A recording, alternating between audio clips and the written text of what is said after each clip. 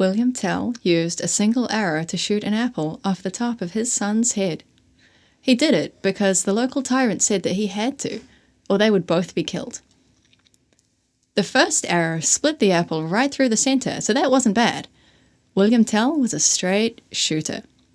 So, when the official asked why he had also tucked a second arrow into his belt, he answered truthfully that if the first arrow had harmed his child, the second arrow was for taking revenge. This is how the story of the Swiss people standing up to foreign rule begins. Whether any of it happens in the historical sense is mostly beside the point, because folk stories exist in a realm that isn't so much in the past as it is adjacent to the present reality. And although most don't know it, the realm of Western mythology has a whole continent about the William Tell story. It's also known as Stand Up to the Bully. Little Switzerland, Standing Up to Empire, is the geopolitical version of the great Western myth of standing up to the bully. In calling this a myth, I'm not saying it's untrue. It has a lot of deep truth in it, although it tells an incomplete story. Switzerland's myth may be true, but what good is Switzerland's myth if you're Poland or Tibet? It happens that, in the realm of Eastern mythology, there's a different and much older folk story about a second arrow. The Buddha was asked to explain the difference between a well-instructed disciple and a layman or untrained person. Perhaps the monks had noticed that they were still experiencing worldly struggles like all others, and they were wondering what the point of it all is. The Buddha explains that dukkha, or struggle, is the nature of existence because, regardless of how much discipline or spiritual maturity we might gain, we still have no control over the external world. The first arrow represents everything that comes from a source external to ourselves, whether painful, pleasurable, or neutral. The monastery is no defense against these first arrows, said the Buddha. Monks experience the world of dukkha just like everyone else. But an untrained person who reacts with condemnation, criticism, hatred, or denial causes secondary suffering that tends to be more painful than the worldly first arrow, just as using a second arrow to try to dig out the first will do more damage. To oversimplify the Eastern story would be to call it the story of passivity, or maybe pacifism, and then compare it to the Western story, which we could call the story of discernment towards right action. I'm going to try not to oversimplify though, because both of these stories have been in the collective consciousness for a long time, yet we've come to a place in 2022 that is very unbalanced. Even though each myth is true, each is also incomplete. But if each story is able to focus light through the lens of the other, there is potential to make a whole new story. To suggest the unification of the stories, I have to put some labels on some things. The first time I heard of the concept of dualism was in the spiritual world of Te Ao Māori, and I resisted internally because I was a girl, and all the good sides seemed to belong to the boys. My resistance was, of course, based on fundamental misunderstandings that I might have resolved more easily if I had been learning from an elder rather than a primary school teacher. Perhaps the elder could have said something like, there are spiritual dualities, like the female and male principles, and then there are material dualities, like girls and boys. Each pair is real in their own realm. The spiritual poles of the East and West are like two ropes that the various cultures of the East and West add fibers to, as the women and men of the world reflect the feminine and masculine principles in unique balance. Stacking pairs of dualities on top of one another requires some sensitivity. It turns bad when it flattens the world into a two-dimensional plane. But if we can avoid that trap, we can enjoy the story. In the centre of the village of Altdorf stood a linden tree. In front of the tree, an official of the Austrian Empire erected a pole, placed his hat atop it, and decreed that every villager who passed must bow to the hat. The soldiers who stood by the pole were well armed, while the peasants had only their tools. Some grumbled, but after all, a bow was just a meaningless gesture that didn't cost them anything. So, week after week, everyone who walked past the linden tree bowed to the hat on the pole. William Tell lives in the mountains near Altdorf. When he comes into the village one day, it looks like some kind of madness has taken hold. William Tell has brought his son with him into town that day, and he's thinking about what it will mean to the child to see his father bowing to a hat on a pole. The soldiers are looking at him, but he takes his son by the hand and keeps walking.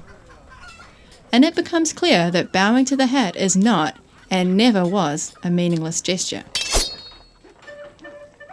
William Tell and his son are both arrested, and the Austrian official is called in. The official is fearful that the disobedience of one man might lead to the disobedience of others. The punishment needs to be just right to assert his dominance, but not so much as to add fuel. In the process of trying to get this fable under 15 minutes, I note that the Western story is more actor-oriented than the Eastern story, which was framed more in terms of fate. And the difference isn't just a function of this being a ballad. Another Buddhist parable even warns explicitly against being concerned by who caused an arrow to be shot, or why. The Buddha is holding a deep truth that he repeats in different ways. We would be wise to accept that we have no control over what comes to us from the external world. But the story of William Tell taps into another deep truth that feels contradictory to the first. A parent may not control what comes to their child, but they wield such enormous influence over their child's experience that the idea of pursuing non-attachment feels overwhelming, and I'm not even a parent. When the Austrian official tells him of the challenge that he has set as punishment, William begs to be allowed to go back and bow to the hat, but his apologies are rejected. "Will you make me kill my boy?" he asks. But the response is about how if his shot is as good as he is reputed to be capable of, then of course he won't kill his boy. And now even the child is joining in, saying, "You can do it, father." Both of them enter into a space where time slows down until the moment that the arrow strikes the apple. The joy of the crowd filters through the veil. When the official asks, "But for what purpose was the second arrow?" William finds himself still half in the realm of myth. The bully in front of him is ready to keep playing the game of dominance and submission for as long as it takes. The task will fall to his children if he doesn't claim it now. The Western story makes the purpose of the second arrow explicitly clear. It's for threatening the bully with. Everyone knows it'll be an eye for an eye. The trouble is that the myth has been unclear about where standing up to the bully degenerates into retaliation. A retaliatory energy gains a momentum of its own, which on another Western continent is known as wetiko. When this momentum plays out in the external world, we see it feeding the profits of the military-industrial complex, while the same drama in equal measure plays out in internal worlds and feeds the profits of the medical-industrial complex. Not all of us have first-hand experiences of the external manifestations of wetiko in war and violence, but all of us experience this internal pulling apart for at least a portion of our lives. Yet, the cutting edge of medical science has been directed towards compartmentalization for some generations now, and many of us have forgotten how to recognize like experiences in others. We've been encouraged to put experiences of depression, anxiety, or psychosis into separate compartments from experiences of heart disease, indigestion, or cancer. And perhaps most destabilizing of all, we've been instructed to consider PTSD as separate from all the above. As I'm processing some emotional resistance to this state of the world, I note that the Eastern story, rather than describing the purpose of the second arrow, focuses on how to avoid it.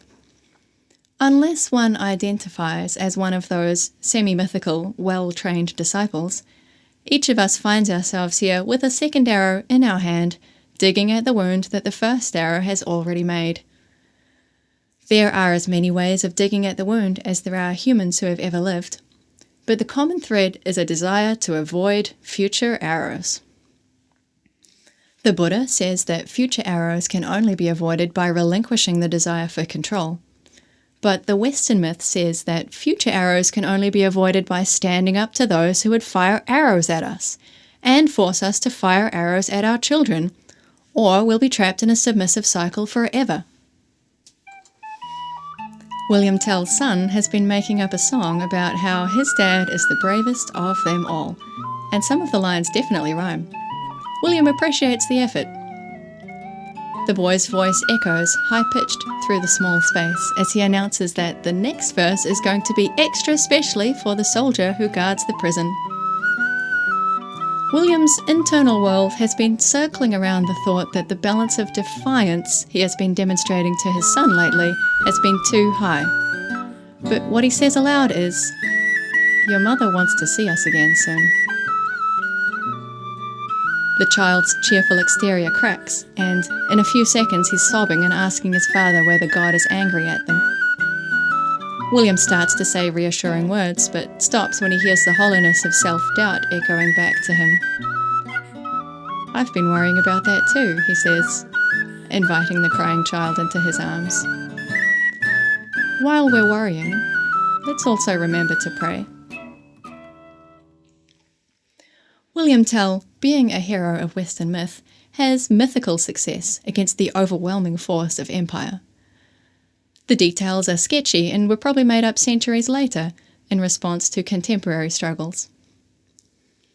The chapter that hasn't been made up yet is the one where William finds an attitude of acceptance by looking through the lens into the Eastern story of passivity. Far from leading him to avoid practical action, his attitude of acceptance becomes the fountain from which practical action comes, and he comes to take such practical action with a little more balance and a little less impulsivity than when he started this story. Given time to think, meditate, and pray, he sees the game of dominance and submission that his people are playing with the empire. He grieves first for his people, and then for the empire's local representatives. He learns to grieve even for the Holy Roman Emperor, a person so far removed from him as to be barely conceivable, but whom he now understands is just as much trapped in the game of dominance and submission as a peasant in a jail. In seeking not to reverse the polarity, but to rise above the game, he and his companions win their freedom. None can win freedom on behalf of another, but one can gift an opportunity to claim freedom. And this is the gift given from one to one's children, and to their children is the promise given unto the 1,000th generation.